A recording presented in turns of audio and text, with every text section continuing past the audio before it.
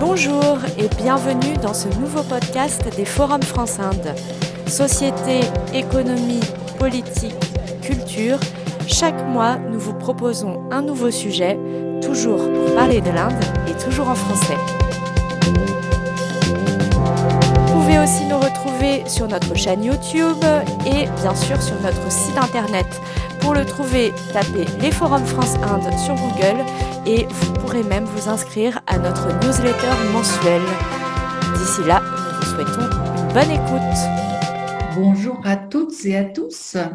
Bienvenue dans ce webinaire. Les Forums France-Inde m'ont demandé d'animer ce webinaire sur les Indiennes parce qu'il y a plus d'une dizaine d'années maintenant, j'ai publié un livre, Inde, la révolution par les femmes. Cet ouvrage est né en fait d'une double rencontre avec une actrice réputée de Bollywood, Shabana Azmi, et Sangeeta, une gamine de 13 ans tout sourire. Cette dernière ne savait pas que l'actrice qu'elle voyait à la télévision était la personne qui lui avait permis de sortir de son bidonville d'infortune pour un logement en dur. Shabana Azmi a agi 20 ans durant pour permettre la construction de logements dédiés à ceux qui vivent sous une bâche plastique. Plus je parlais de cette rencontre décisive, plus je découvrais d'autres aventures similaires. J'ai rencontré ainsi des centaines de femmes au destin croisé, des Indiennes de toutes conditions dans tout le pays. Des milliers d'Indiennes font bouger le pays, de la santé à l'économie, de l'éducation aux finances. Cette rencontre entre Bombay Paillettes et Bombay Bidonville illustre toute la diversité de la condition féminine en Inde. En Inde, plus qu'ailleurs, il y a des conditions féminines qui recouvrent des réalités très différentes et parfois contradictoires. Mais l'Inde change vite. La situation des femmes s'est-elle améliorée? C'est ce que nous allons voir lors de ce webinaire. Aujourd'hui, nous allons nous interroger sur différents aspects de la vie des femmes en Inde. Dans un pays où le statut social est fort différent de ce qu'on connaît en Occident, l'éducation contribue-t-elle à faire évoluer les jeunes filles pour qu'elles deviennent des femmes visibles, fortes, tenant leur destin en main? L'Inde reste-t-elle un monde cruel pour les femmes qui ont subi des violences depuis des siècles?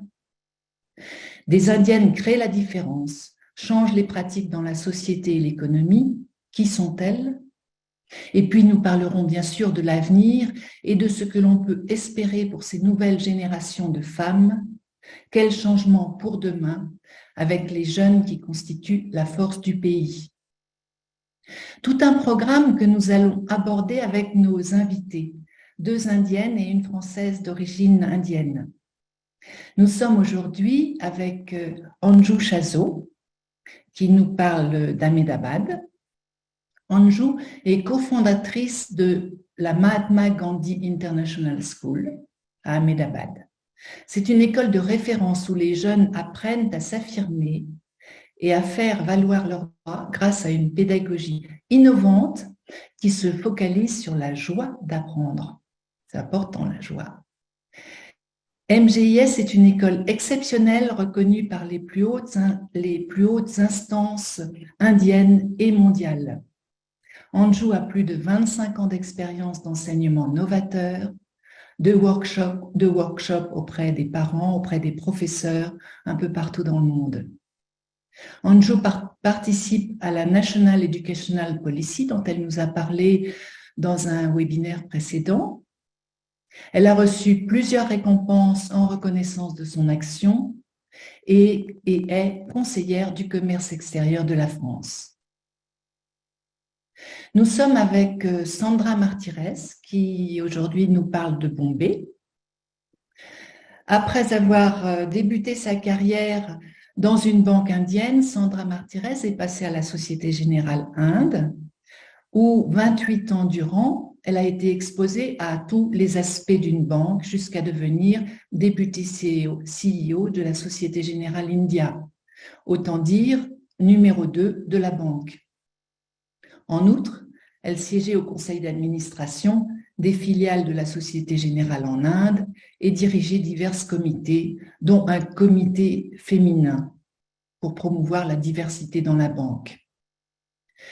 Sandra Martírez est une femme hyperactive.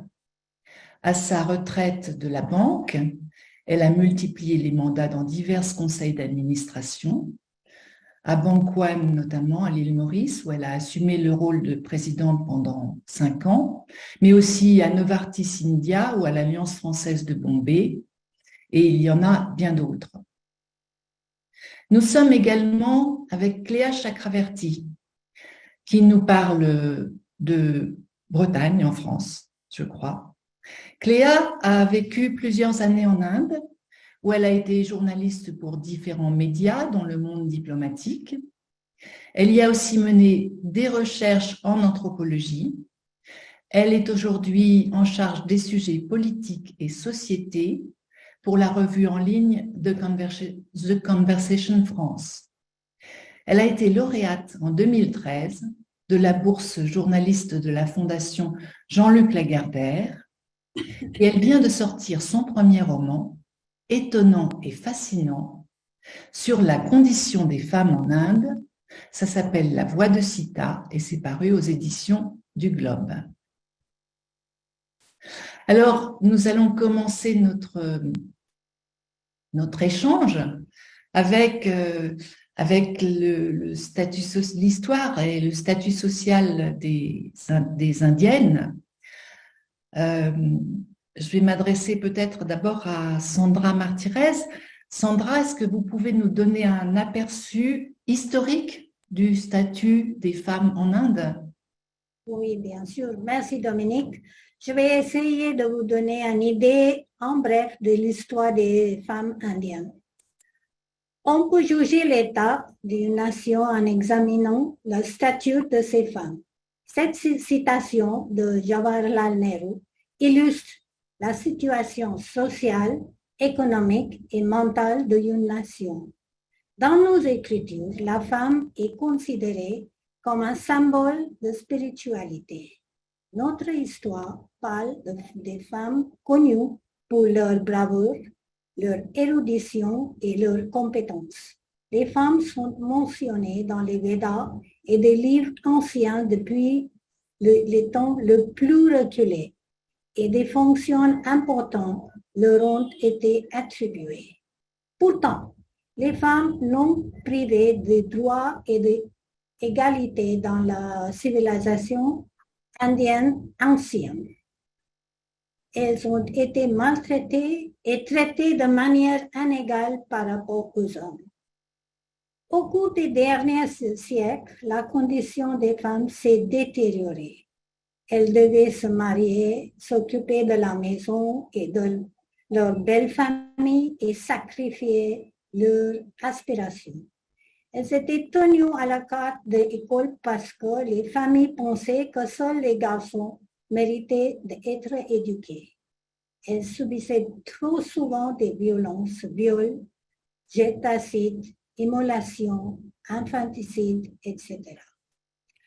Mais vers le début du 19e siècle, certains citoyens à l'esprit ouvert comme Raja Ram Mohan Roy, Swami Vivekananda, Ishwar Chandra Vidyasagar ont œuvré pour le bien-être des femmes.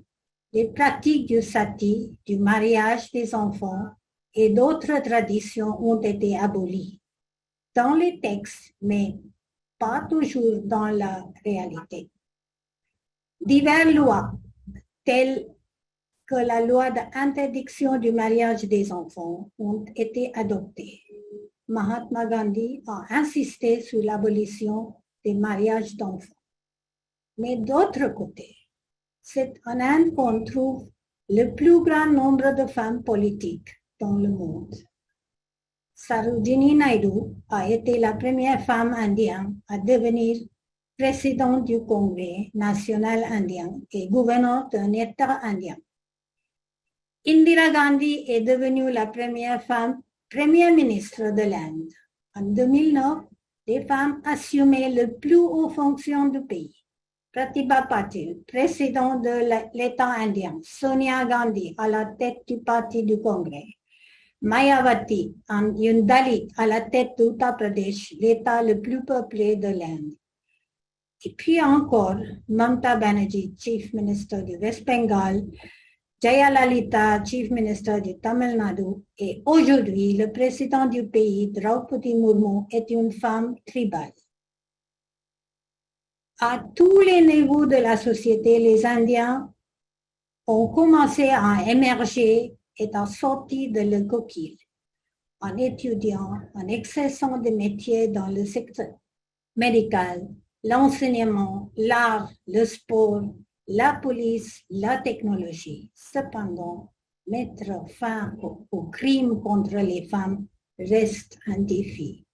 Le statut des femmes en Inde a évolué grâce à l'éducation. Les Indiens deviennent visibles. Merci Dominique. Oui, et effectivement, les Indiennes deviennent visibles. On voit, elles sont présentes, elles étaient présentes dans le monde politique il y a une dizaine d'années, plus que maintenant, mais ça c'est une autre histoire. On va rester sur le statut social en Inde. Il y a une Indienne existe d'abord par son statut social. Elle est sœur d'eux, elle est mère d'eux, elle est épouse d'eux. Et le mariage est un point primordial.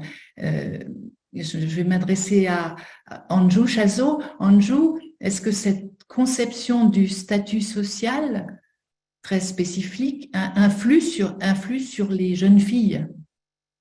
Oui, alors il y a beaucoup de couches. Donc, bonjour tout le monde, et c'est un sujet assez complexe. Tout d'abord, quand on parle d'une société patriarcale, il faut pas comparer avec l'Ouest, parce qu'en Inde, on a aussi le système de caste. Donc, par exemple, il y a Sudhir Kakar qui explique que une femme de haute caste va avoir un statut plus élevé qu'un homme de basse caste, par exemple. Donc, il y a cette couche à garder en tête.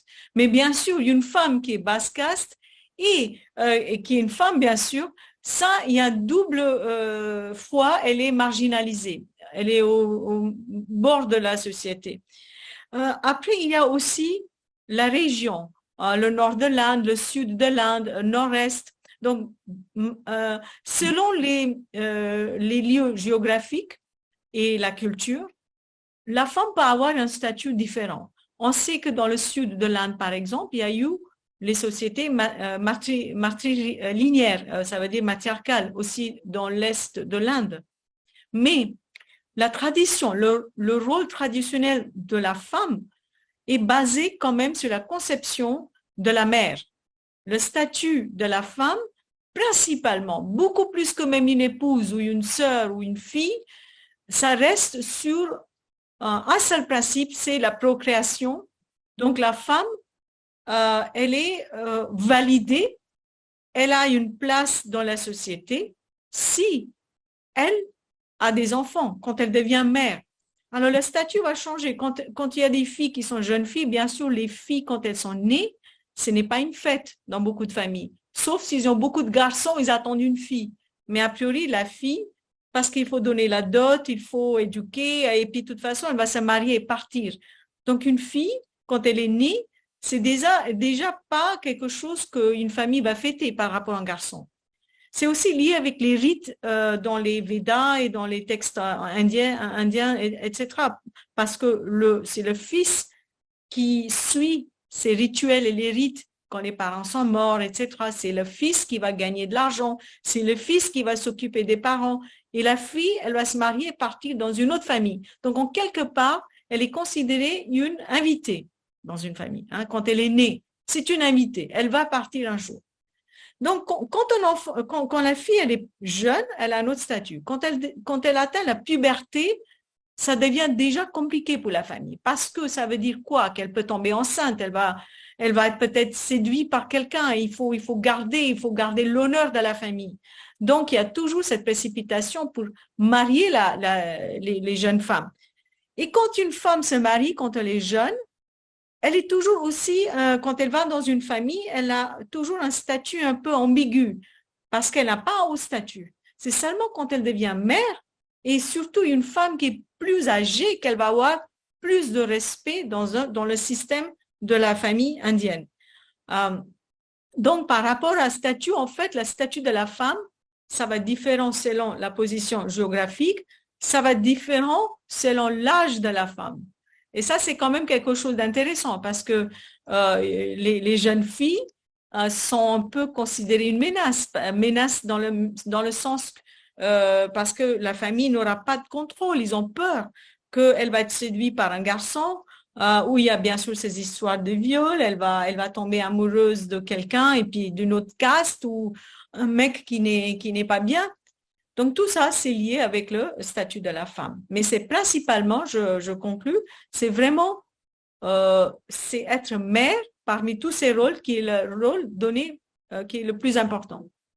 Et est-ce que l'éducation peut aider à changer les choses dans ce concept que vous nous indiquez avec les castes, la mère, la famille? Alors, c'est très intéressant, l'histoire de l'éducation.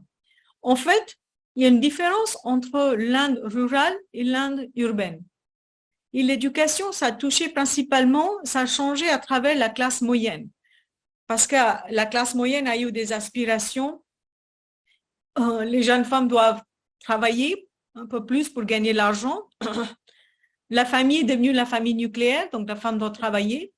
Donc, en fait, l'éducation a touché beaucoup plus le middle class dans les villes, dans l'Inde urbaine.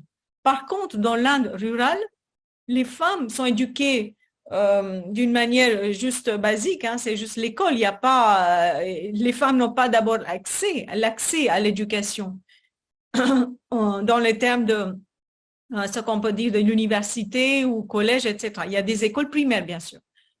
Mais elles ne sont pas encouragées parce qu'elles vont se marier.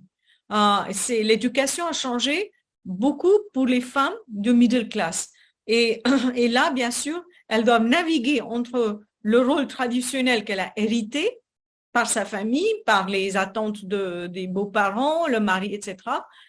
Et elle doit travailler pour gagner, elle est dans la vie, etc. Donc, l'éducation est bien sûr valorisée pour les familles de middle class, beaucoup plus que pour les familles qui sont pauvres, mais ça peut être des raisons différentes. Mais de toute façon, c'est pas une priorité. Pour eux, c'est juste, peut-être même si c'est pour éduquer, c'est pour finalement trouver un mari.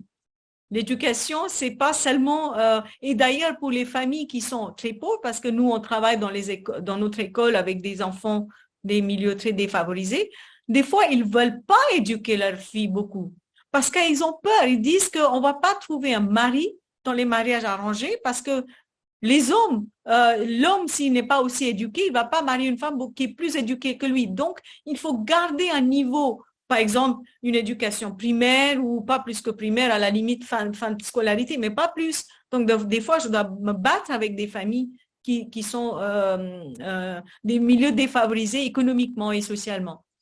Donc, ça aussi, c'est intéressant parce que c'est différent selon encore le statut économique et social.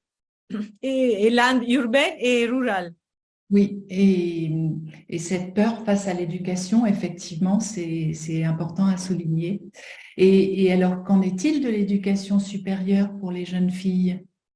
Est-ce que... Alors, il y a pas mal de jeunes filles qui s'éduquent, hein, parce qu'une fois une femme va à l'école, elle a envie de continuer ses études. Donc, elle va aller à l'université, elle va aller dans l'éducation supérieure. Mais est-ce qu'après, parce que l'objectif final pour une famille, c'est de marier leur fille. Donc, comme j'ai dit, ils ne veulent pas qu'une fille étudie trop. Et après, le problème aussi, c'est qu'une fois une femme elle est éduquée, même à l'université, est-ce qu'elle va pouvoir travailler? Qu'est-ce qu'elle fait avec ses études? L'attente de la belle famille, ça va être juste avoir une belle fille qui est éduquée, parce que comme ça, elle va pouvoir éduquer les enfants qui vont être nés. Donc, elle va s'occuper des enfants. Donc, en fait, cette éducation sert à élever les enfants. C'est pas tellement pour contribuer à la société à l'extérieur. Je parle d'une manière générale, bien sûr. Mais par contre, oui, c'est vrai qu'il y a de plus en plus des femmes, surtout comme j'ai dit, de middle class, qui vont à l'école, qui vont à l'université. Et c'est bien sûr l'éducation qui est en train de changer le statut de la femme. Oui, alors l'éducation, notamment l'éducation supérieure, là, il y a un paradoxe à souligner, je crois. Les femmes représentent un pourcentage très important des élèves ingénieurs en Inde, 29%, je crois, soit la même proportion de ce qui se passe en France, où c'est simplement 28%. Et si l'on englobe l'ensemble des filières scientifiques en Inde, les femmes représentent 43% des diplômés. C'est quand même un des pourcentages les plus élevés au monde. Donc, les Indiennes se sortent de leur peut-être, les jeunes Indiennes se sortent peut-être de leurs conditions historiques et familiales grâce à l'enseignement. Absolument, absolument. C'est quand même une grande porte qui est ouverte maintenant. Mais encore, je dois dire que l'éducation supérieure, c'est plus facile dans les grandes villes et urbaines parce qu'il faut dire que dans les villages, les jeunes filles n'ont pas toujours accès à l'éducation, à part l'école primaire, quoi, qui est gratuite, qui est offerte par les gouvernements. Alors, si on a souligné ce paradoxe, bon, les jeunes indiennes peuvent faire de belles études, mais des freins culturels au travail féminin sont importants dans la société indienne.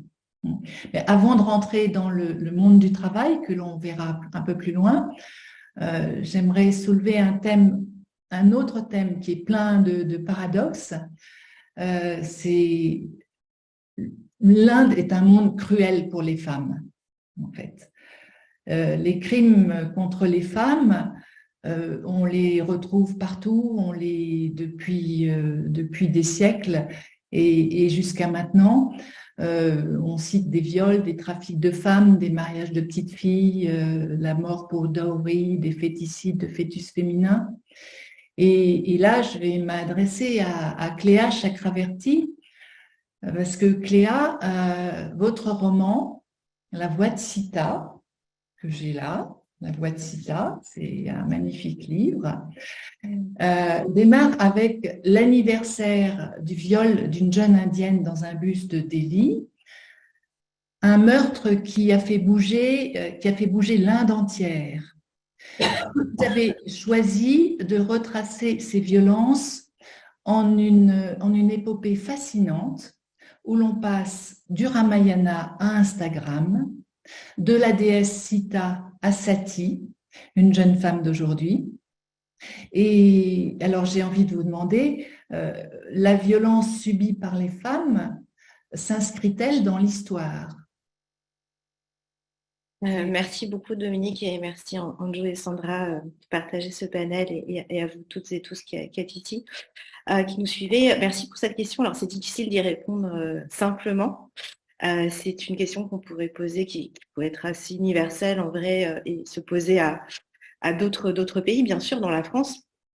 Ce qui est certain, ce qui m'a interpellée et que j'ai essayé de traduire dans ce roman, c'est essayer de comprendre justement à quel moment la violence contre des femmes, contre une partie d'une population, la moitié de l'humanité, était aussi véhiculée par nos imaginaires. Nos imaginaires et finalement aussi leur traduction, c'est-à-dire des histoires, des contes, des légendes, une psyché collective. Et pour reprendre notamment les travaux de Sudhir Kakar, que citait tout à l'heure Anjou, il me semble, c'est quelque chose qui a été notamment étudié par cet auteur qui est psychiatre, essayer de comprendre un petit peu dans quoi s'inscrit cet imaginaire et comment les gens vont finalement intérioriser aussi ces discours ou certaines pratiques. Et donc, quand on dit l'histoire, c'est pas forcément l'histoire avec un grand H, même si évidemment ça en fait partie, c'est aussi les petites histoires. Et on revient un peu sur ce qu'on disait tout à l'heure, c'est-à-dire que finalement le statut des femmes en général en Inde est un statut qui est de fait minoré. Alors, bien sûr, il faut faire la différence entre les États, on l'a dit tout à l'heure, selon la classe sociale, selon la caste, il y a des statuts différents, mais au sein d'une même communauté, au sein d'une même caste, au sein d'une même tribu, ou une société, une ville ou un village, les femmes restent de façon générale soumises en fait à la société patriarcale dans laquelle elles s'inscrivent. Et cette soumission, quand elle est questionnée, quand elle est remise en cause, quand une femme ose, en tout cas, ou essaye de changer les choses, la violence très souvent la rattrape. Et quand on parle tout ce que vous avez cité sur les viols, les violences, on le voit, ce sont pas toujours, mais ce sont souvent des violences qui sont issues d'abus de position dominante, c'est-à-dire des hommes qui vont utiliser leur pouvoir, leur pouvoir de domination sur les femmes pour abuser de leur position, donc s'en prendre à des femmes de basse caste, par exemple, se venger d'une jeune femme qui aurait refusé leurs avances. Ça va être aussi violer une femme parce qu'on estime qu'on peut le faire, qu'on a le droit de le faire, puisqu'elle occupe un espace selon, en tout cas, la psychologie de certains hommes et certaines violences. Cette femme n'aurait pas dû être dans cet espace public. Donc, si elle l'est, c'est qu'elle finalement, elle est là et elle peut être agressée. Donc finalement, ce cycle de violence, il est intrinsèquement lié, et encore une fois, ce n'est pas propre à l'Inde, mais à des positions de domination, qui sont des dominations sociales, économiques, culturelles aussi, et bien sûr, politiques.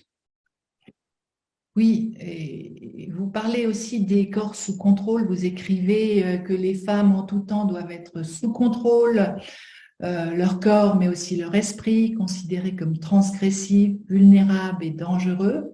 Cette interprétation est celle des lois de Manu, cet ancien code moral écrit par le brahman éponyme.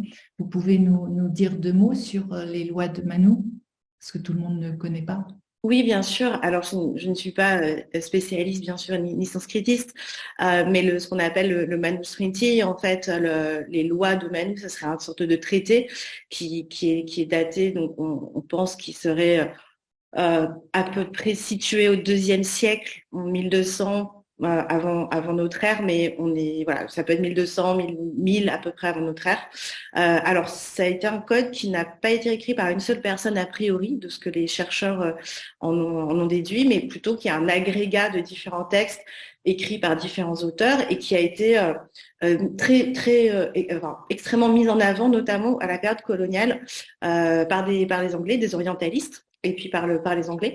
C'était un code qui se veut assez réactionnaire finalement par rapport à l'époque dans laquelle il se situait, et qui voulait revenir à une forme d'orthodoxie de la pensée brahmane, d'une école de pensée brahmane, hein, bien entendu, pour ne pas généraliser, et qui se proposait de remettre un petit peu des normes très strictes, à la fois sur la caste, donc de rétablir vraiment une hiérarchie de caste très solide, très figée, absolument pas transgressive, et aussi une position très misogyne vis-à-vis des femmes, donc où la femme est vraiment là pour servir en fait l'homme, hein, sexuellement, bien entendu, mais aussi être à sa place de mère, ce qui était rappelé précédemment, et puis bien sûr qui n'aurait pas de position du tout politique dans la société. Alors, quand je dis politique au sens de pouvoir, hein, de façon un peu large.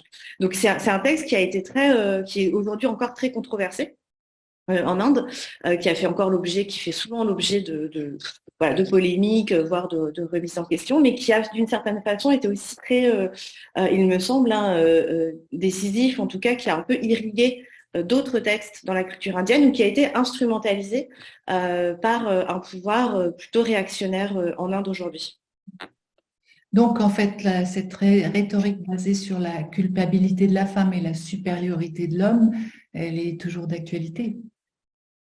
Alors oui, pas partout, évidemment, en Inde, heureusement, mais il faut un peu d'espoir.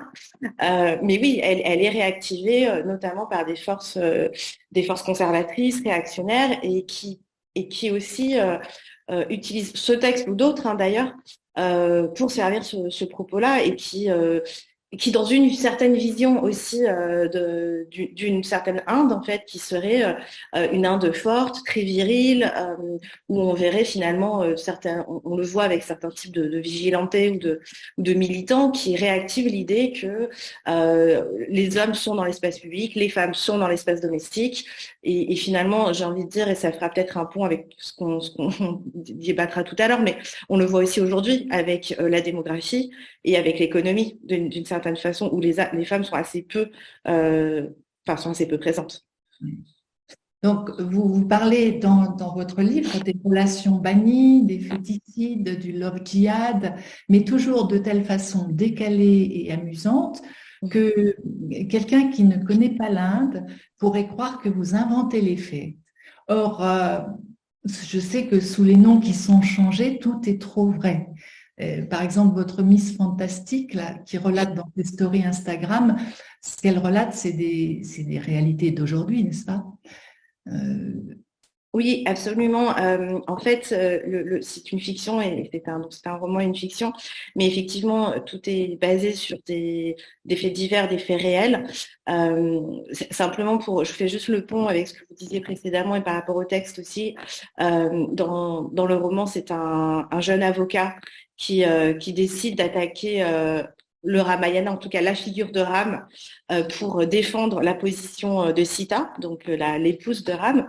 Dans l'épopée, et ça c'est un fait divers réel, c'est-à-dire que tu as appuyé sur quelque chose qui s'est vraiment déroulé en Inde, dans le nord de l'Inde, dans le Bihar en 2017, et de la même façon, oui, et parce que son plaidoyer étant de dire que le Ramayana, et en tout cas une lecture du Ramayana, incite aux violences contre les femmes en Inde. Et donc voilà, donc ça c'est vraiment un fait divers réel qui m'a inspirée. Et puis pour Miss Fantastique, l'Instagrammeuse, j'ai simplement réactualisé des choses que j'avais aussi perçues quand j'étais à Bombay. Je sais pas s'il y a des Mumbaikars dans la salle en dehors de Sandra, bien sûr, mais la source d'inspiration, c'était Miss Malini, pour les personnes qui connaissent, qui est cette chroniqueuse un peu page tree, très people dans Mumbai Mirror, et qui avait un blog en fait aussi à l'époque, puisqu'à l'époque on avait plutôt des blogs que Instagram n'existait pas encore. Et donc j'ai utilisé cette figure un peu comment dire, superficielle en tout cas de jeune femme qui fait des selfies, qui se met en avant avec des marques en relatant un peu ses rencontres avec des people, mais qui fait passer des messages politiques, messages militants féministes avec ça. Et ça, c'est aussi quelque chose qui est réel, que je n'ai pas vu en Inde, mais que j'ai vu chez des youtubeuses afghanes notamment, d'origine afghane ou iranienne, qui ont utilisé des tutos YouTube de maquillage. Et entre deux sessions de maquillage pour leur communauté, elles faisaient passer des messages sur la situation des femmes en Afghanistan ou en Iran. Et donc voilà, l'idée, c'était d'utiliser un peu l'aspect futile et trivial pour montrer qu'il y a d'autres façons de militer aussi. Oui, c'est très bien écrit. Merci. Vous pouvez nous préciser ce qu'on appelle le love djihad? Tout le monde ne connaît pas. Oui, bien sûr. Alors, le love djihad, c'est une sorte de rhétorique qui est apparue il y a quelques années maintenant, je dirais peut-être un peu moins de 10 ans, peut-être que je me trompe sur la date, qui apparaît avec certains politiciens en Inde qui accusent en fait lors de couples musulmans et hindous, de jeunes couples d'amour en tout cas, qui peuvent se dérouler dans leur communauté, dans leur village ou dans leur ville, qui vont aller accuser en fait souvent donc l'homme en général d'essayer de convertir de force la jeune femme quand elle est hindoue, et donc ils mettent en cause en fait le mariage intracommunautaire en accusant ces mariages d'être des faux mariages et en accusant certains hommes d'utiliser leur beauté ou leur charme, en tout cas, pour séduire des femmes et les convertir de force à l'islam, en leur prêtant des projets de conversion, de conversion et donc de militantisme politique. Oui. Une autre chose que vous mentionnez, les féticides qui entraînent un déséquilibre entre filles et garçons, c'est toujours d'actualité. On compte, je crois, 970 naissances de filles pour 1000 garçons. Et encore ça, ceci, c'est des Moyenne. moyen, parce que dans certains États, c'est encore pire, comme l'Haryana ou le Pendjab, où on compte 750 filles pour 1000 garçons. Oui, tout à fait. C'est une réalité qui est vraiment très alarmante et on le voit d'autant plus aujourd'hui avec la population indienne qui a explosé sur le plan démographique, alors que normalement, biologiquement parlant, il y a toujours un peu plus de population féminine pour une population masculine. Et en Inde, c'est clairement le contraire.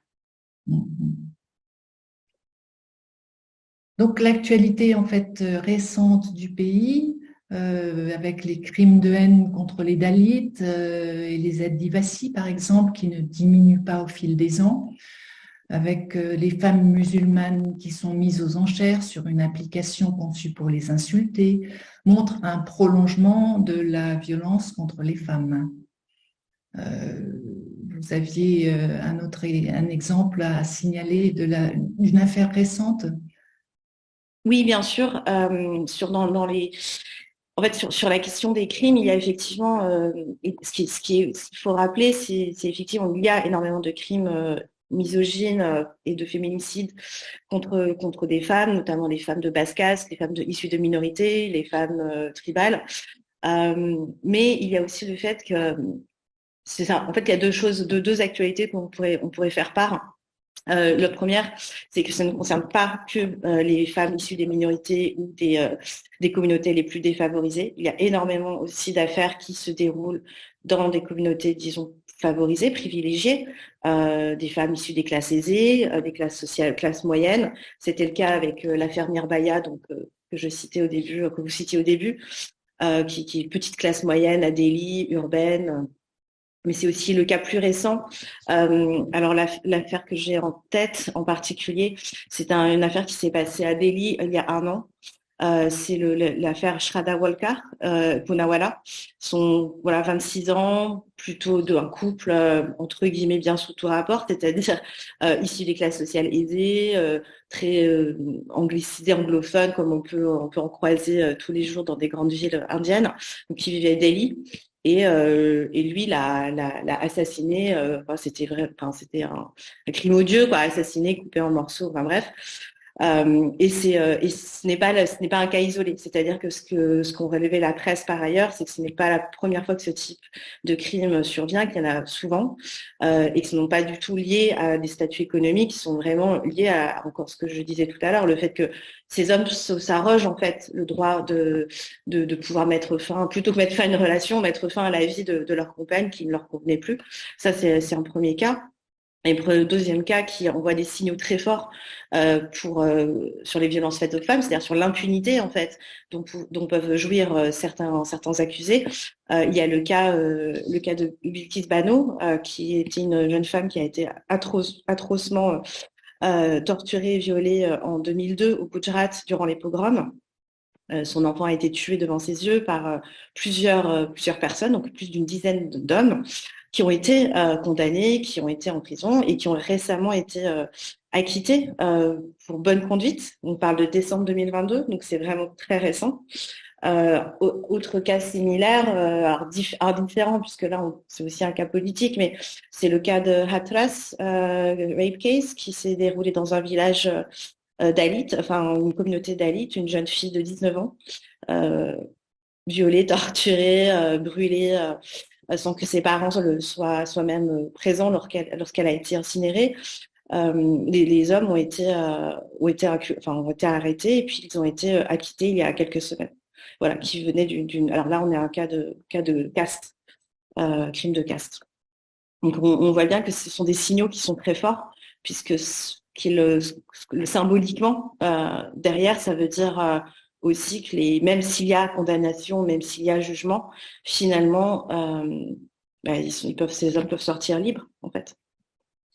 Et alors, effectivement, c'est malheureux à voir, mais pourtant, en Inde, un arsenal législatif existe, mais malheureusement, il est peu appliqué. Alors, quel est cet arsenal législatif? Brièvement, L'égalité entre hommes et femmes figure dans la Constitution, mais on en est loin. Dans la Constitution, elle existe depuis le début de l'Inde. La loi sur le viol conjugal, je vous les donne dans le désordre, elle est récente puisque elle a été votée en septembre 2022.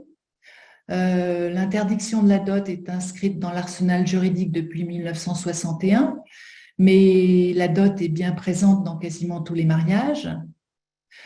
La loi sur la parité au Parlement qui demande 33% de femmes au Parlement, elle est en attente depuis 1996 et là encore récemment il y a des femmes qui font des grèves le mois dernier pour débloquer cette loi. La loi sur la violence domestique, elle a été votée en 2005 mais elle n'est toujours pas mise en œuvre. L'interdiction de la détermination du sexe avant la naissance est formulée depuis 1994, mais dans le secret du cabinet médical, le médecin sait dire aux parents s'ils attendent un Sourèche ou une Kanika et les avortements continuent. L'infanticide de fœtus féminins constitue un problème prioritaire contre lequel se battent bien des juristes comme Indira Jaising ou d'autres. Et il y a d'autres normes qui existent, d'autres lois. Anju, je crois que vous en avez. Je voulais juste. Oui, non, c'était juste quand on parle de quelque chose comme un viol conjugal ou même un viol ou la violence contre les femmes. Il y a les lois certainement qui existent, bien sûr. Mais le problème, c'est qu'une femme va pas pouvoir aller à la station de police pour faire une plainte. Parce que c'est inaccessible. C'est un endroit, un espace qui est dominé par les hommes. Ce n'est pas encouragé. La femme, c'est considéré une propriété d'une famille ou d'un homme. Donc déjà, dans un système qui est géré, finalement dans les stations de police, combien de femmes y a-t-il? Principalement, il n'y a que d'hommes. Et quand une femme a été violée par son propre mari, bien sûr, ce n'est même pas considéré comme un viol. Quand elle est violée par un autre homme, déjà pour aller faire une plainte, c'est énorme parce que c'est mal vu. Elle va perdre l'honneur, elle va être déshonorée.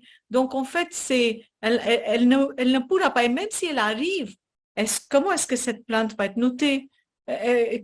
En fait, ça décourage complètement. C'est très, très dur pour les femmes pour arriver. Et surtout quand on parle des Dalits ou des femmes adivasi, des femmes tribales, qui n'ont même pas l'éducation ou la possibilité d'aller dans des stations de police pour faire des plaintes. Donc, en fait, c'est une des raisons pour lesquelles, même s'il y a les lois qui existent, comment est-ce que c'est vraiment mis en œuvre et comment est-ce que c'est vécu par les femmes? Comment est-ce qu'on vit? Et même les femmes du middle class ou les femmes éduquées, on va penser 2 fois avant d'aller dans une station de police. Oui. C'est pas des endroits qui sont faciles d'accès. Donc, je pense que ça, c'est une des choses. Il y a une autre chose que je voulais ajouter qui est liée avec cette idée de la femme comme propriété et pourquoi on est là. Il faut aussi parler de la manière dont les hommes sont élevés quand ils sont garçons. Parce que cette violence sur les femmes, ça vient des hommes. Et pourquoi un homme peut facilement battre une femme ou l'agresser? C'est parce que quand il est jeune, il n'y a pas qu'est-ce qu'on dit, des lignes, il n'y a pas de discipline par la mère. La mère, elle est validée parce qu'elle a donné naissance à un fils. Donc, tout son statut social, c'est lié avec le fils. En fait, elle a une identité parce qu'elle a donné naissance à un fils. Donc, ce fils occupe une place très importante dans la vie de la mère. Et en plus, quand on parle de la vie d'un couple, en fait, plus qu'un couple, c'est cette relation mère-fils qui est importante. Donc, ce garçon, quand il est élevé, il va faire n'importe quoi. Il n'est pas éduqué. Comment respecter les femmes? En plus, quel est le modèle à la maison? Oui, on va voir sa mère aussi On vous suit, tout est une question d'éducation et de changement de société et ça évoluera progressivement. Oui. En attendant, il y a pourtant des femmes qui créent la différence dans le pays et qui procèdent de ces changements. Il y a eu par exemple Elabat qui a fédéré des milliers de femmes dans Sewa, qui est toujours un syndicat, une coopérative et une banque, avec comme credo, nous sommes pauvres, mais nous sommes si nombreuses. Et du coup, elles se sont fédérées et ces femmes sortent du lot. Il y a dans le Maharashtra une social worker et activiste dont vous, Sandra, vous pouvez parler, Sindhutai Sapkal. Oui, j'ai rencontré oui. J'ai rencontré cette dame, j'étais très, très impressionnée par elle. C'est vraiment une histoire sur l'altruisme et la bravoure. Donc, il fait preview une villageoise, Sindhutai Sapkal, connue sous le nom de Mère Thérèse du Maharashtra ou le maire des orphelins. Elle est née dans un berger, mais tant qu'elle est fille, elle a été rejetée par sa mère et les autres membres de sa famille comme une chindi, ce qui signifie chiffon en hindi. Son père était la seule à vouloir l'éduquer et d'envoyer à l'école, mais l'opposition de sa mère et leur situation économique l'ont obligée de quitter l'école après son examen de 4e année. À l'âge de 10 ans, elle a été mariée à Sri Hari Sapkal, âgé 30 ans. Et juste après, elle a fait un porte-plainte auprès du chef de district du village contre les avances non désirées d'un propriétaire local. Les villageois ont incité son mari à la chasser de la maison alors qu'elle était enceinte de 9 mois. Cette nuit-là, elle a donné naissance à une petite fille dans un étable entouré de vaches et de buffles. Elle est retournée chez sa mère, mais celui-ci a refusé de laisser rentrer. Son père était décédé, sinon il l'aurait accueilli. Mais Sindhutai est devenue réfugiée dans un gare et a commencé à mendier pour se nourrir, elle et son enfant. Mais constatant qu'il y avait tant d'orphelins dans le pays, elle a décidé de consacrer sa vie à accueillir et l'éducation de ses enfants. Elle a adopté 1050 orphelins. Sa fille est un avocat maintenant. Et de nombreux d'enfants adoptés sont médecins, ingénieurs, avocats. Et elle a reçu 263 prix nationaux et internationaux pour son travail social. En 2010, un biopic en marathi intitulé Mi Sindhutai Sapkal Bolte est sorti dans le Maharashtra. Mais il s'agit d'une histoire de courage et de détermination face à l'adversité. Malheureusement, Sindhutai est décédée en janvier 2022 à la suite d'une crise cardiaque. Mais c'est vraiment une dame très, très impressionnante. Son travail excellent, elle a donné beaucoup d'amour aux enfants qui étaient rejetés par ses parents ou qui étaient vraiment juste au flanc. Léa, merci Sandra pour cette contribution. Léa, vous avez rencontré des femmes qui font la différence. Pardon. Oui, alors j'ai rencontré, j'ai envie de te dire, des femmes qui font la différence, beaucoup des anonymes en fait, des jeunes journalistes, des jeunes militantes, parfois juste des jeunes femmes qui essayaient de changer les choses à leur niveau en fait dans leur village ou dans leur communauté. Mais moi je voudrais parler de 2 femmes que je n'ai pas rencontrées directement, mais pour lesquelles j'ai beaucoup d'admiration. La première, c'est une femme qui s'appelle Karuna Nandi, qui est une avocate qui est assez connue aujourd'hui, qui est une avocate qui vit à Delhi, qui est avocate à la Cour suprême et qui défend les droits des femmes, le harcèlement notamment, mais qui a aussi énormément lutté justement pour changer les lois, en particulier sur le viol et sur le viol conjugal, et qui lutte toujours sur ces sujets-là aujourd'hui. Et puis une histoire qui m'a particulièrement touchée, émue, mais aussi indignée, c'était Gauri Lankesh, qui était journaliste, qui était basée à Bangalore et qui a été assassinée en 2017 devant chez elle, en rentrant chez elle, alors elle allait écrire son éditorial.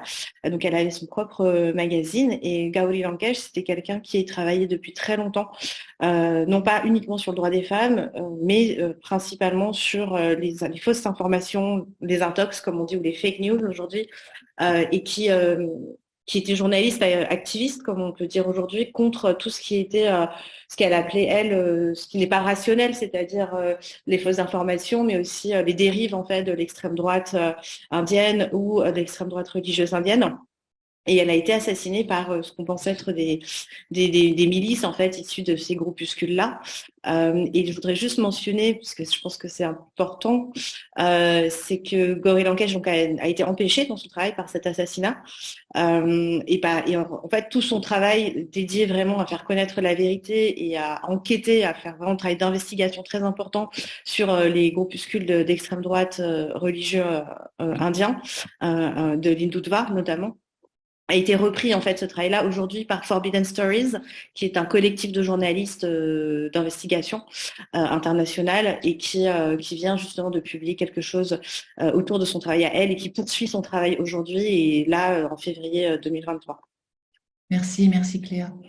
Il y a aussi Anjou, je ne sais pas si vous avez je sais que vous connaissez beaucoup de gens qui ont changé les choses, mais le temps passe très rapidement et on a déjà plein de questions qui s'affichent dans notre webinaire, donc on va avancer. Il y a aussi des femmes qui sont à la tête d'industrie, à la tête de banques, et dans les banques, un établissement financier sur 5, dans les années 2000-2010, était dirigé par une femme. Aujourd'hui, ce ratio a baissé. Alors, j'ai envie de demander à Sandra Martírez de nous donner son explication, parce que Sandra, vous avez été à la direction d'une banque française en Inde. Est-ce que vous estimez avoir changé les pratiques internes et externes d'un organisme financier?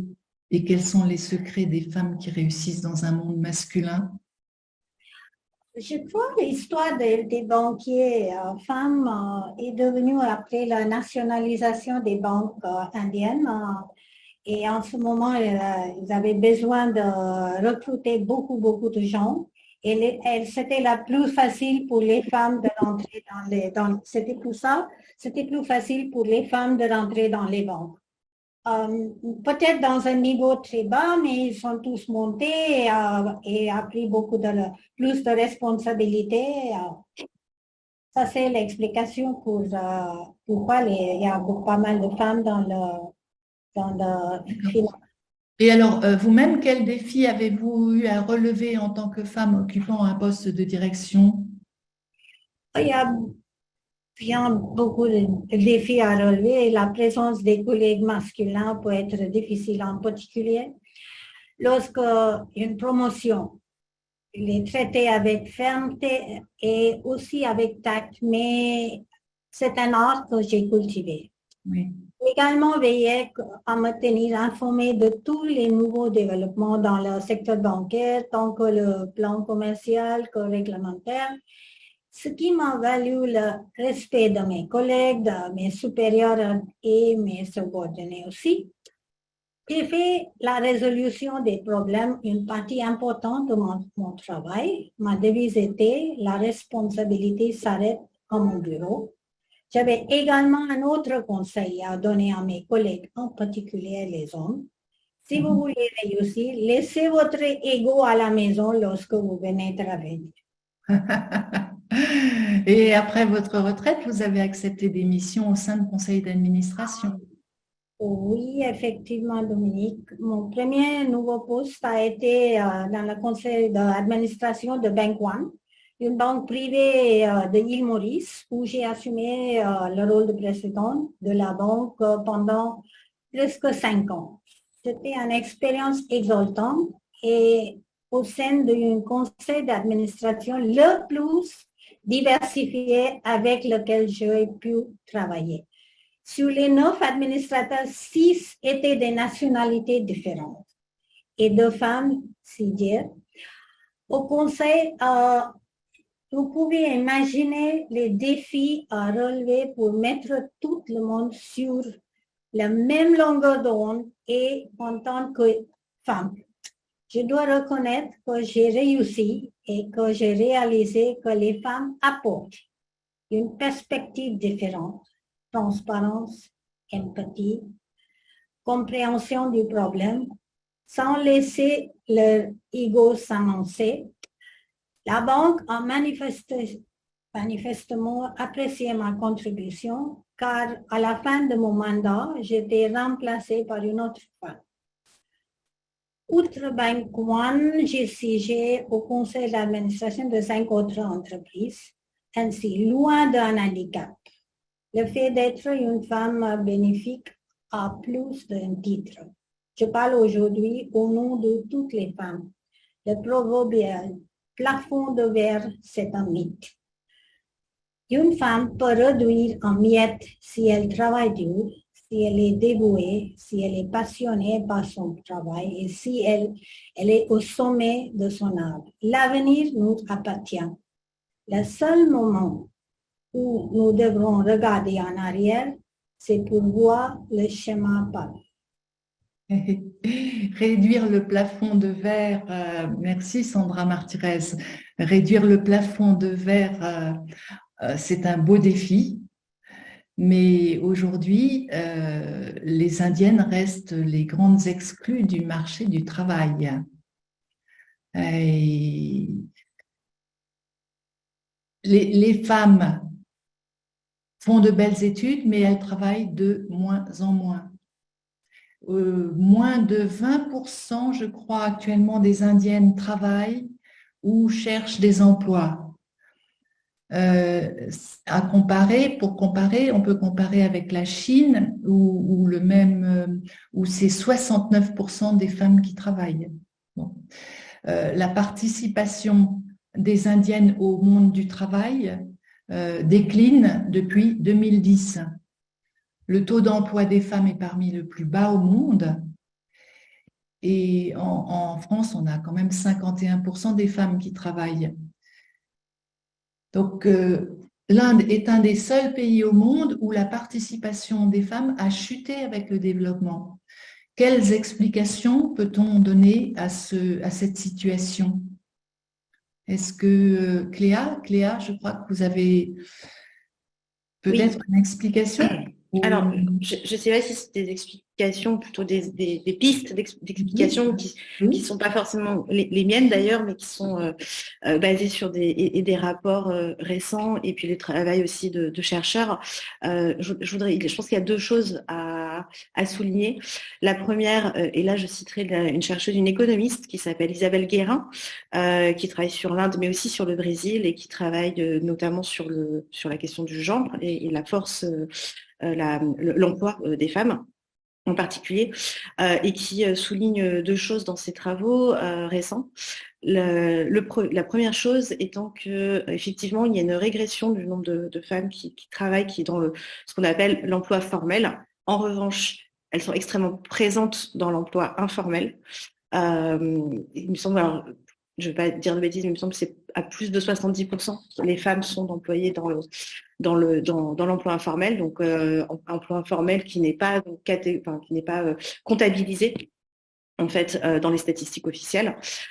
Deuxième point important, et ça c'était un travail que j'avais fait à l'époque quelques années en reportage, c'était sur la comptabilisation du chômage, et les chiffres du chômage ont été assez critiqués récemment en Inde. Ce ne sont pas tous, enfin voilà, il y avait pas des manques en tout cas, et des discussions autour de ces chiffres-là.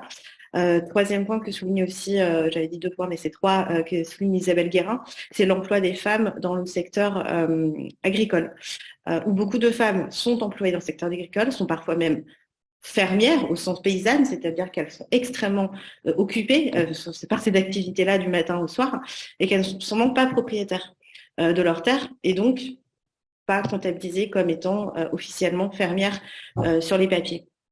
Ça, c'est 3 points qui sont particulièrement critiques.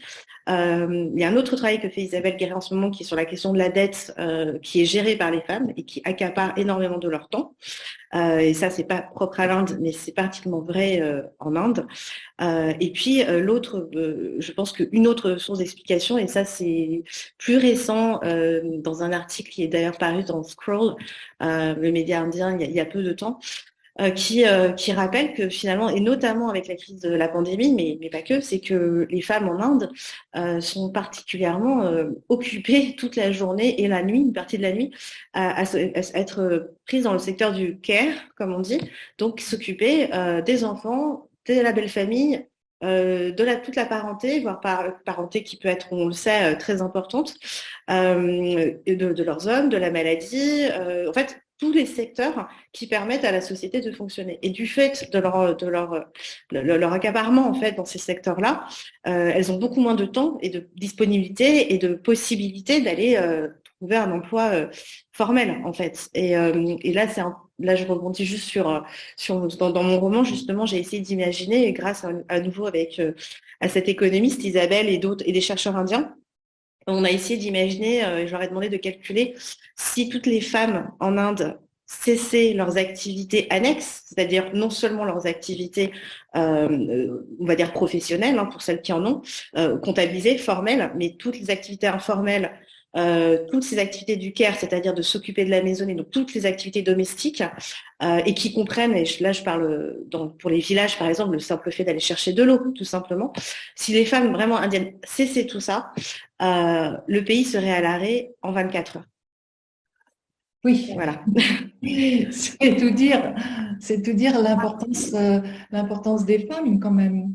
Bon, eh bien, merci beaucoup Cléa. Le temps qui nous est imparti pour ce webinaire change de dimension. Là, il n'est pas terminé, mais nous allons passer en mode questions-réponses parce que nous avons déjà beaucoup de questions et notamment sur les jeunes qui constituent la force du pays, parce qu'il y a près de 600 millions de jeunes dans le pays et donc il y a un nombre important de femmes qui vont aller travailler, qui vont chercher du travail. Alors, on a une question là, ici, qui m'arrive. Les jeunes filles fuient-elles le mariage arrangé? Est-ce que quelqu'un d'entre vous peut répondre à cette question? Je peux juste donner quelques commentaires là-dessus. Oui. C'est pas que les jeunes filles fuient les mariages arrangés, elles n'ont pas la possibilité du soutien de leur famille. Donc assez souvent, elles vont accepter que les parents choisissent D'accord. Que les parents choisissent pour eux. De notre caste ou une autre religion. Elle n'a aucun soutien de la famille. Des fois, il y a même plus de difficultés. Comme le mariage arrangé est souvent pas entre deux individus, mais c'est entre deux familles, pour l'histoire économique, propriété, caste, l'honneur, etc. Donc, des fois, même les jeunes filles peuvent accepter, mais encore, je dirais qu'entre l'Inde rurale et l'Inde urbaine, il y a une différence. Les jeunes femmes éduquées, les jeunes filles, il y a beaucoup plus de cas maintenant dans les villes urbaines et tout, où comme elles travaillent, elles sont éduquées, elles rencontrent des hommes, et les middle class, quand l'homme il est éduqué aussi, tout ça, ils acceptent. Mais c'est pas qu'elles fuient, c'est qu'il n'y a pas assez de soutien. Oui, si je peux juste ajouter à ce que vient de dire Anjou, dans le même sens, pour aller dans le même sens, moi je conseille juste à tout le monde de regarder cette série qui s'appelle Indian Matchmaking, qui est assez glamour, mais qui, à mon sens, donne un bon aperçu. Alors oui, ça se passe à moitié à la diaspora, mais aussi dans les classes aisées, très aisées de Bombay et de Delhi, et qui donne un peu un aperçu de pourquoi aussi certaines personnes préfèrent se tourner vers ce type de mariage. Et il ne faut pas oublier que dans mariage arrangé, il y a arrangement. Et en fait, c'est l'idée de adjust, c'est que finalement, il y a peut-être des femmes qui ont aussi plus de liberté, paradoxalement, en acceptant un mariage arrangé. Moi, je pense à des gens que j'ai rencontrés qui vont vous dire que finalement, ça leur permettra de s'arranger justement avec le futur époux et la future belle famille pour pouvoir mener des activités professionnelles, des voyages, faire un peu ce qu'elles veulent. Alors que si elles le faisaient dans un autre cadre, elles auraient, comme vous disiez tout à l'heure, elles n'auraient pas le soutien de leur famille, voire ce serait plutôt problématique. Et je pense que voilà, c'est pas qu'elles fuient, c'est que finalement, c'est parfois peut-être malheureusement, plus simple, tellement le cadre communautaire est fort et intransigeant. Alors là, j'ai une autre question qui vient d'arriver. Y a-t-il une recrudescence des crimes contre les femmes musulmanes compte tenu du contexte politique indien? Est-ce qu'une d'entre vous veut répondre à ceci, à cette question? Moi, j'aurais pas les chiffres. Les chiffres, non, mais effectivement, on sait qu'il y a une recrudescence, d'attaques, oui, contre les minorités en Inde aujourd'hui. Ça, je pense qu'on est assez d'accord. Après, contre les femmes musulmanes spécifiquement, je vous avoue que je pense que sans chiffres, en tout cas sans source, c'est quand même compliqué de répondre. Ça demandera un peu de temps, mais ça peut se trouver. Oui, eh bien, on répondra personnellement à cette personne plus tard. Alors, j'ai une autre question. Les femmes qui font des études à haut niveau universitaire ont-elles des aspirations différentes? Exemple, ne pas se marier, vivre à l'étranger, ou sont-elles rattrapées par les traditions? Anjou, vous avez une réponse pour ceci ou... Oui, je dirais oui, bien sûr qu'elles ont des aspirations différentes, énormément. Mais après, jusqu'à quel point elles peuvent vraiment achever leur rêve? Parce que la tradition, c'est vrai que ça rattrape. Alors, tout va dépendre du soutien de la famille.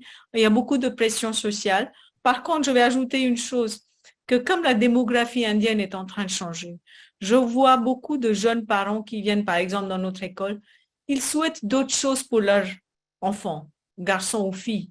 Et en fait, le changement va arriver avec le changement démographique parce que ces jeunes sont non seulement éduqués, ils ont une ouverture avec l'Internet et avec tout ce qui se passe dans le monde. Donc, ces aspirations ont changé, ils ont des notions, Donc ça, je pense qu'avec la démographie, ça va changer. Par contre, oui, la pression de la tradition et de la famille, c'est toujours là, de la société. La société, oui, c'est important. Une autre question. Quelle est selon vous la définition de la féminité pour les femmes indiennes de la middle class, par exemple? La féminité, c'est vaste comme question. Si on parle de le middle class, je dirais que c'est toujours le rôle traditionnel de la femme. Ça reste la féminité, ça veut dire quoi? Ça veut dire, comme vous disiez, Dominique, le carer, to care, pour prendre soin des enfants, de la famille. Donc, même si la femme, elle a une carrière, elle travaille à l'extérieur, il faut pas oublier que assez souvent, les professions aussi sont assez traditionnelles dans des espaces sécurisés. Les femmes peuvent pas sortir parce que il y a beaucoup d'espaces qui sont pas sécures pour les femmes. Donc, le secteur du banking, les banques ou éducation, on va avoir beaucoup plus de femmes, la présence des femmes. Donc, quand on parle de féminité, il faut que la femme, même si elle travaille dehors, il faut qu'elle s'occupe de la belle famille, la belle-mère, très importante. La belle-mère, c'est une institution, terrorisant assez souvent, et le sujet de beaucoup de feuilletons à la télé. Donc là, il faut ça, la féminité, c'est aussi encadrer bien dans le rôle de prendre soin des autres. Moi, je compléterais juste en disant aussi que, en fait, c'est compliqué de vouloir donner un modèle de féminité, puisque finalement, c'est aussi très, très individuel. Mais peut-être qu'on peut aussi voir c'est qu'il y a des modèles de féminité différents qui émergent justement de ces classes moyennes, parce qu'il y a des femmes qui aspirent à autre chose et qui se rendent justement dans des grandes villes comme Delhi, Bombay ou à l'étranger parfois, et qui proposent d'autres modèles de féminité, d'autres façons d'être femme. Je pense notamment aux communautés LGBT en Inde qui sont de plus en plus visibles, de plus en plus importantes. Je pense aussi à toutes les communautés artistiques, intellectuelles, littéraires qui, par leurs travaux, en fait, proposent justement de sortir ces codes un peu très restrictifs, en fait, très normatifs de la féminité telle que Anjou vient de l'écrire. Donc, je pense que ça change, en fait. Mais je pense qu'il y a aussi les parents qui doivent faire face à ces changements dans les mœurs. Par exemple, nous, on a des enfants qui ont une orientation différente, mais les parents ne veulent pas accepter, qui créent tellement de problèmes. Donc, en ce moment, il y a une transition. C'est pour ça que je dis que la démographie est en train de changer et je pense qu'il y aura plus d'ouverture avec les jeunes parents qui ont des enfants de bas âge, mais ils vont grandir différemment. C'est mon espoir. Non, vous avez raison, parce que les jeunes parents ont changé beaucoup et c'est pas la même chose que les personnes plus âgées. Ils sont plus ouverts, ils laissent les enfants sortir, etc., etc. Mais c'est bien. Ça change en Inde, mais doucement. Voilà. Oui. J'ai justement une question qui est en lien avec ça. Que fait le gouvernement pour favoriser la scolarisation des jeunes filles dans les régions rurales comme au Rajasthan? Il y a plein de choses sur papier, mais en pratique, je crois qu'il n'y a rien à beaucoup changer au Rajasthan. C'est très traditionnel, et lui, comme avant, rien n'a vraiment changé. Malgré les programmes mis en place par le gouvernement. Parce qu'il y en a des programmes, il y a plusieurs programmes un peu partout, mais ça ne suffit pas. Disons que même quand les femmes sont encouragées pour sortir, pour travailler, il y a des choses même pour les adultes en éducation, mais ça reste toujours dans le cadre traditionnel. Par exemple, être couturière ou travailler avec avec les bijoux, etc. Au Rajasthan, je ne vois pas que l'éducation est en train de pousser les femmes dans des secteurs différents. Et si on parle des écoles dans des villages et tout, je pense que l'accessibilité reste un grand défi encore. Alors, et une autre question qui arrive, est-ce que Draupadi Murmu, la présidente actuelle de l'Inde, constitue un espoir pour la condition féminine? Quel est votre avis? Pour moi, non, pas vraiment. Ça, c'est en politique, c'est tout. D'accord, oui. Je pense que comme symbole, c'est toujours important, peut-être. Mais après, est-ce que ça va changer la condition de la femme profondément? On sait que c'est pas toujours le cas. Et même dans la politique, assez souvent, quand on voit qu'il y a des femmes qui arrivent à un niveau dans les panchayats ou dans même dans opposition, souvent on voit que c'est quand même contrôlé par les hommes derrière. Donc, est-ce que la femme a vraiment l'autonomie pour changer? Alors, on ne parle pas de président de l'Inde, ça c'est autre chose. Mais je parle juste aussi les femmes en politique. Il y a très peu de femmes qui sont politiquement autonomes. Je suis tout à fait. Et puis, d'une part sur l'autonomie, et ensuite même que ce sont des femmes qui ont un certain pouvoir, comme peut-être comme la présidente. En Inde, vu le système politique, elle n'a pas forcément beaucoup de latitude pour agir. Donc, comme disait Sandra, c'est avant tout un symbole, en fait, pour un symbole aussi de communication, très clairement. Et puis ensuite, ne pas oublier que ce n'est pas parce qu'on est une femme politique qu'on porte forcément une politique féministe. Ça, c'est vrai. Et une autre question, loin de la politique, mais qui rejoint quand même. Les réseaux sociaux jouent-ils un rôle important dans la manière d'arranger son mariage? Oui, c'est sûr. D'arranger son mariage. Oui, Je suis pas sûre de bien comprendre la question. oui, enfin de faire Trouver des partenaires. Ah oui. Je pense que les réseaux sociaux, Oui, c'est bien pas sûr. pour les parents. Les parents, bon, ils peuvent. Je pense que c'est plus pour les jeunes où ils peuvent trouver leur partenaire à travers les réseaux sociaux.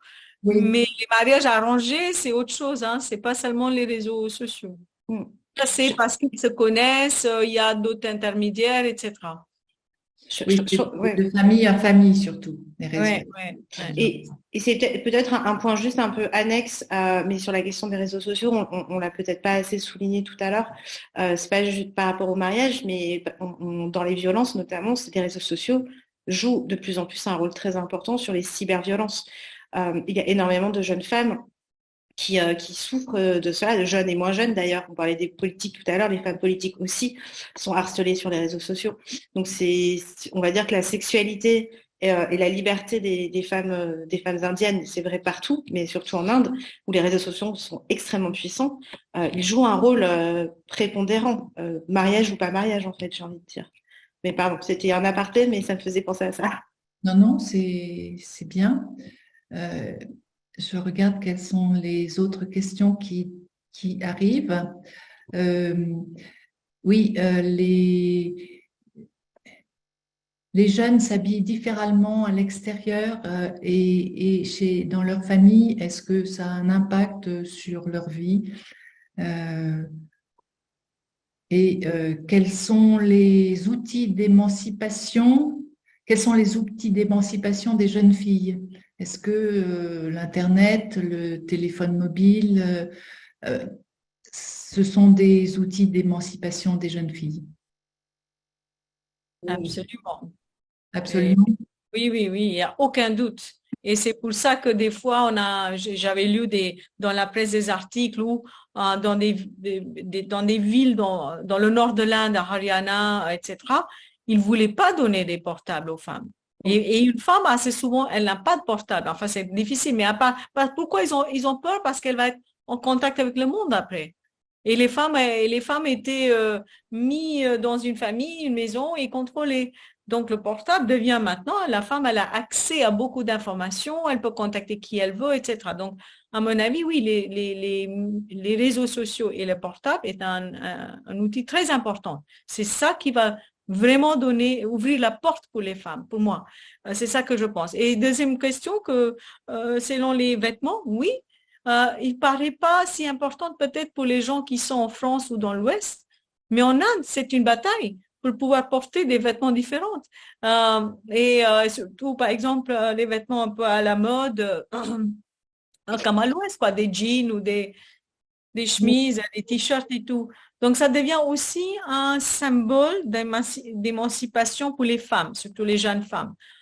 Mais comme il y a toujours cette pression à la famille, des fois, on a des cas où les femmes sortent de la maison, elles changent les vêtements et elles sont avec les vêtements plus modernes, mais quand elles rentrent, parce qu'il y a la belle famille, les beaux-parents, il y a ce respect, c'est un système.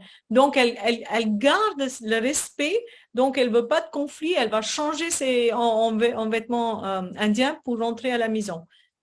Donc, il y a aussi des cas comme ça. Mais par contre, oui, les vêtements, c'est très important. Et c'est un statement aussi, quoi. Oui, c'est quelque chose qu'on ne connaît pas en Europe, mais c'est vrai. En Inde, c'est vrai. Alors, est-ce qu'il y a beaucoup de divorces? Est-ce possible de divorcer pour une femme? Point d'interrogation. Dans les grandes villes, oui, je vois beaucoup plus de divorces maintenant qu'avant. Par exemple, dans la banque, c'était une petite, on avait quoi, 140 personnes et on avait 17 divorces, qui était un peu bizarre pour moi, j'ai jamais vu ça. Mais c'est les jeunes femmes qui sont beaucoup plus indépendantes, qui n'acceptent de vivre sous la belle-mère ou sous les ordres de son mari, je ne sais pas, mais je ne sais pas si Cléa et Anjou avaient la même expérience. Oui, je dirais comme vous, Sandra, je pense qu'effectivement, alors difficile de vous donner enfin, moi, j'ai pas de chiffres en tête, mais oui, le divorce, c'est quelque chose qui est relativement accessible en Inde. Il faut savoir qu'en Inde, il y a aussi des régimes différents pour le mariage. Il y a le régime civil, enfin général, on va dire, et puis il y a des régimes particuliers en fonction des communautés religieuses. Donc ça aussi peut être un frein dans la communauté, dans les communautés d'où on se place.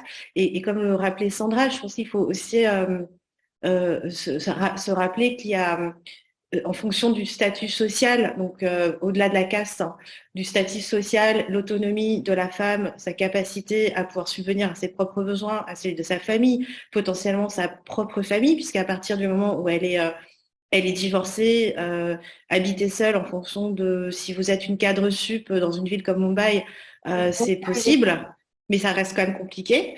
Mais alors, si vous être, je sais pas, employé sur un chantier ou employé agricole ou domestique dans une petite ville indienne, ça va être beaucoup, beaucoup plus compliqué d'habiter seul. Donc, selon enfin, finalement, c'est pas que le divorce n'est pas possible ou n'est pas accessible, c'est qu'il n'est pas toujours réaliste, en fait, en fonction de son statut social. Et même, comme je pense, Anjou et Sandra seront d'accord enfin, je pense qu'on conviendront aussi, même avec des moyens financiers, économiques, avec un capital social, culturel important, vivre en femme seule, même dans une grande ville indienne, ça reste compliqué. Donc, une femme divorcée, ça a aussi un stigmate derrière. Heureusement, les mentalités ont changé et continuent de changer, mais il y a cette idée de spoiled good, femme... Je déteste ce terme en plus, c'est vraiment horrible, c'est du misogynie sans nom, de femmes souillées en fait, hein, qui demeurent. Donc ça aussi c'est un autre frein pour beaucoup de jeunes femmes. Oui, et puis aussi... Dans les grandes villes, pas dans les villages, hein, ça n'existe plus, les petites villes. C'est comme les grandes villes comme Bombay, Bangalore et tout ça, on le voit. Ça change. Ça change, oui. Ça dépend de l'éducation des parents. Par exemple, moi, je suis divorcée et puis je suis remariée. Mais par contre, il y a aussi cette histoire d'enfant. C'est plus facile pour une femme qui n'a pas d'enfant de divorcer qu'une femme qui a des enfants, parce qu'après, ça devient une bagarre entre des familles. Donc, il y a aussi cet aspect-là. Mais bien sûr, dans les grandes villes, c'est plus facile avec l'éducation. Et ce que vous disiez, Cléa, l'autonomie. Si la femme, elle gagne bien enfin, elle a au moins un boulot, etc., elle a plus de chances d'aller vers le divorce qu'une femme qui est dépendante du mari. Alors, qu'est-ce que j'ai comme autre question? Comme une question qui rejoint pas mal de choses qu'on a déjà dit, mais je vais quand même la répéter. Comment se passent les mariages intercastes et interreligieux? Là, c'est compliqué. C'est compliqué vu le nombre de castes et le nombre de religions qu'il y a en Inde. Est-ce que quelqu'un veut cadrer les choses en 2 mots ou pas?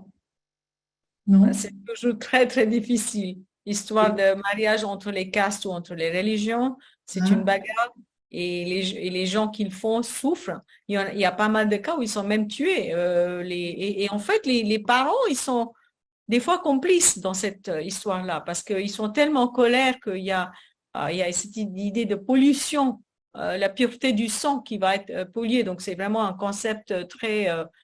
païen, ou je ne sais pas comment expliquer, mais c'est très, très dur pour ces histoires entre 2 castes ou 2 religions comme hindou musulman.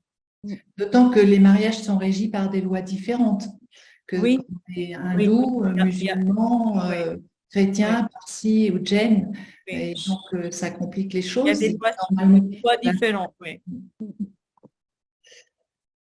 Bon, alors continuons. J'ai un commentaire là, un commentaire de quelqu'un qui connaît une jeune fille de 26 ans qui finit ses études de droit à Delhi Et je suis surprise qu'elle ait demandé à ses parents de lui trouver un mari. Comment expliquer cela? Pour faire plaisir à ses parents, point d'interrogation. Le premier fils s'est marié par amour, le deuxième fils est décédé à 28 ans et elle est donc la seule fille de la dernière fratrie. Voilà, comment expliquer qu'une jeune fille éduquée demande à ses parents de lui trouver un mari? Je pense qu'on a un peu répondu en partie tout à l'heure avec Anjou et Sandra, c'est que il y a une forme de facilité peut-être pour éviter justement toutes les problématiques de trouver par soi-même quelqu'un qui correspond à tous les critères. Pour cette jeune femme, c'est peut-être plus simple, en fait, tout simplement de passer par les parents, puisqu'au moins ce sera approuvé. Et souvent, c'est vrai qu'en Inde, les gens, enfin les Occidentaux, je veux dire, souvent critiquent le mariage arrangé et je vais peut-être un peu me faire l'avocat du diable, mais c'est vrai qu'il n'y a pas de bonne ou mauvaise façon, je pense, de trouver un compagnon ou un partenaire quand on voit le nombre d'applications de rencontres qui existent par ailleurs aujourd'hui dans le monde entier. Au final, moi, c'est quelque chose que j'ai déjà entendu chez des amis, de dire, en fait, que ce soit mes parents qui le trouvent ou un algorithme, en vrai, quelle est la différence?